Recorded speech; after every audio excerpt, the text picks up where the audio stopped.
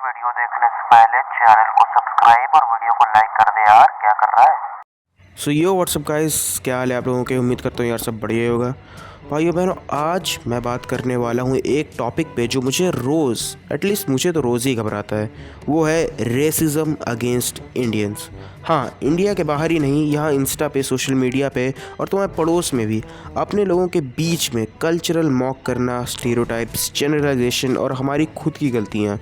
ये वीडियो आज सब कुछ क्लियर करने वाला है, रीसेंट इवेंट्स और हमारे खुद के फॉल्ट्स के बारे में। So let's get right into it. सबसे पहले मैं कुछ रीसेंट यानी हाल ही में हुए इंसिडेंट्स की बात करना चाहता हूँ। जैसे कुछ दिन पहले एक नॉर्थ ईस्टर्न वुमेन ने बताया कि दिल्ली में उन्हें 2 बार यानी 2 अलग अलग इंसिडेंट्स पे चिंग चोंग, सेंग सोंग, पिंग पोंग इन जैसी चाइनीज़ बेसिकली इंसल्टिंग गालियों को सुनना पड़ा, अपने ही देश में, अपने ही गलियों में। फिर ग्लोबल लेवल पे भी एक इंडियन वुमेन आयरलैंड में एक लोकल जिम के बाहर जा रही थी और उन्हें एक लोकल ने आके बोला, go back to India, you don't belong here. इस जैसे इंसिडेंट्स को देख के हम लोगों को लगता है कि रेसिज्म लोग के साथ इंडिया के बाहर जाके ही होगा, लेकिन हमने खुद अपने मुल्क में ये होते देखा है।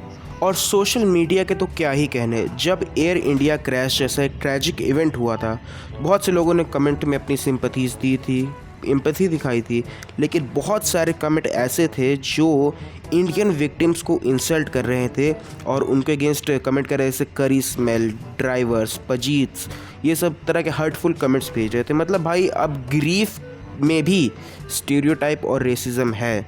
तो आप समझ सकते हैं कि इंडियन हेट्रेड इनके दिमाग में कितना डीपली रूटेड है।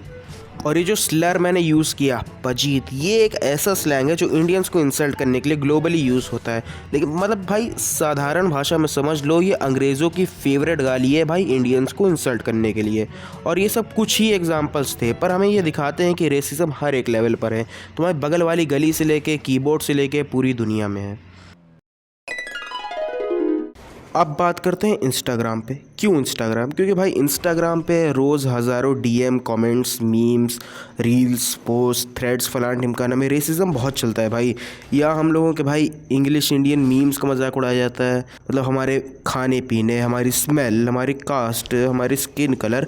भाई इन लोगों ने इंडियंस के ऊपर हेट करने में कोई कर्ज नहीं छोड़ा, कसम से भाई हर एक चीज़ का मजाक बनाते हैं। जहाँ पर भी इंडियंस कोई कमेंट करते हुए दिख जाते हैं तो भाई इन्हें कॉल सेंटर का स्कैमर और पजीत और पता नहीं भाई क्या क्या बोल के तो स्टेरियोटाइप कर ही देते हैं भाई। जिस टाइप की वीडियो भाई एक इंडियन आदमी बना रहा हो, उसका रेसिज्म भाई फेस उसको करना ही करना है इंस्टाग्राम पे, चाहे जो हो जाए भाई। ये तो एक अनरिटन रूल हो गया है भाई सोशल मीडिया का यहाँ पे। और भाई शेडो बैनिंग और रिपोर्टिंग, भाई अगर कोई इंडियंस आगे मतलब एक एफर्ट कराते हैं, अवेयरनेस कंटेंट बनाते हैं, रिपोर्ट भी करते हैं, तो भाई एल्गोरिदम को उससे घंटा फर्क नहीं पड़ता और भाई उन पे रेसिज्म उनको फिर अवेयरनेस के लिए दोबारा फेस करना पड़ता है। जो इन्फ्लुएंसर भाई होते हैं, जो शेयर करते हैं अपने व्यूज, इंडियन कल्चर को मॉक करते हैं। और भाई सबसे डेंजरस है इंटरनलाइज्ड रेसिज्म। जब हम खुद बोलते हैं हाँ भाई ये तो होता ही रहता है इंडिया में, भाई ये अंग्रेज गलत क्या बोल रहा है, भाई हम तो खुद ही बैकवर्ड हैं, उस स्टीरियोटाइप को और मजबूत करता है भाई ये जैसा इंटरनलाइज्ड रेसिस्ट माइंडसेट। ये अटैक ज़्यादातर होते हैं तो बहुत छुपे हुए होते हैं, एकदम कोवर्ट होते हैं। मतलब कि इमोजी दे देंगे इंडिया के फ्लैग के अगेंस्ट, कोई गंदा सा इमोजी लगा देंगे, कोई कमेंट बोल देंगे, कहेंगे अरे भाई ये तो जोक है। लेकिन भाई कम्युलेटिव इफेक्ट बहुत खतरनाक चीज़ होती है। अभी ये जोक लग रहा होगा, लेकिन भाई इन फ्यूचर जाके ये बहुत बड़ी दिक्कत बन जाएगी। बहुत से लोग मेंटल फटीग हो सकते हैं इसके लिए और आइडेंटिटी शेम में चले जाते हैं। भाई मैंने लिटरली इसका एक केस देखा है। एक बंदा था, वो मतलब किसी रिलीजियस स्कॉलर को क्वेश्चन पूछ रहा था कि क्या मैं आफ्टर लाइफ में कोई और एथनिसिटी हो सकता हूँ भाई, क्योंकि मुझे इंडियन होना पसंद नहीं है। मतलब उसने इतना रेसिज्म देख लिया है इंस्टाग्राम पे कि उसे अपनी एथनिसिटी पे शर्म आती है। मतलब भाई ये कोई जोक नहीं है।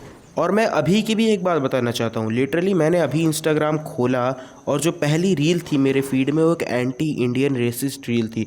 और भाई उसके कमेंट्स मैं पूरी तरह दिखा भी नहीं सकता, लेकिन 1-2 कमेंट ये आपके सामने है, आप इसको देख सकते हैं भाई खुद। अब आते हैं मेन टॉपिक पे, ऐसा होता क्यों है? मगर क्यों? क्योंकि भाई इसके नंबर ऑफ़ रीज़न्स है भाई। पहला रीज़न तो ये है कि कई लोग अभी भी एक कॉलोनियलिस्ट माइंडसेट में जी रहे हैं। उनके हिसाब से इंडिया अभी भी अंग्रेज़ों के रूल के अंडर आना चाहिए, जो कि भाई बहुत बैकवर्ड माइंडसेट खुद में है और ये खुद हम लोगों के स्टीरियोटाइप में कुछ ना कुछ कंट्रीब्यूट ज़रूर करता है।